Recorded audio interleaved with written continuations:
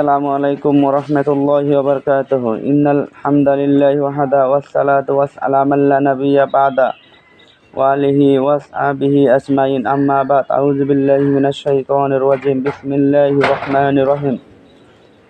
ইন্না আ'তাইনাকাল কাউসার ফাসাল্লি লিরাব্বিকা ওয়ানহার ইন্না শানিয়াকা হুয়াল আবতার। আসসালামু আলাইকুম। আত-তাওহীদ আল ইসলামিয়া মিডিয়া নিয়মিত দর্শক শ্রোতা যারা আজও পর্যন্ত তাওহীদ আল ইসলামিয়া মিডিয়া সাবস্ক্রাইব করেন না, সাবস্ক্রাইব করে নিন, যাতে আমাদের নিয়মিত ভিডিও সবার আগে আপনাদের কাছে পৌঁছে যায়। আমি আজকে যে বিষয়ে হাদিস বর্ণনা করব সেই বিষয়ে হচ্ছে জান্নাত।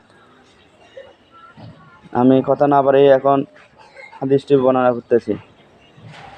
আনাস রাদিয়াল্লাহু তাআলা আনহু বলেন, রাসূল সাল্লাল্লাহু আলাইহি ওয়াসাল্লাম বলেছেন, জান্নাতের একটি বাজার আছে।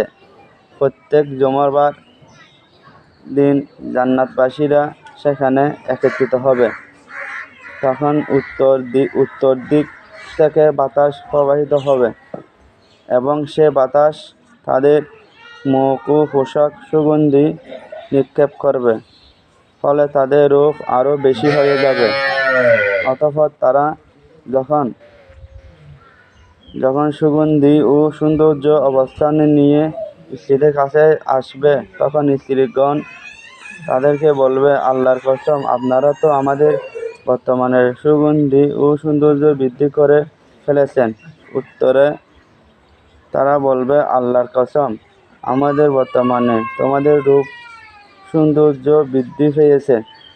হাদিসটি মুসলিম মিশকাতে 5357 নম্বর হাদিস। আসসালামু আলাইকুম।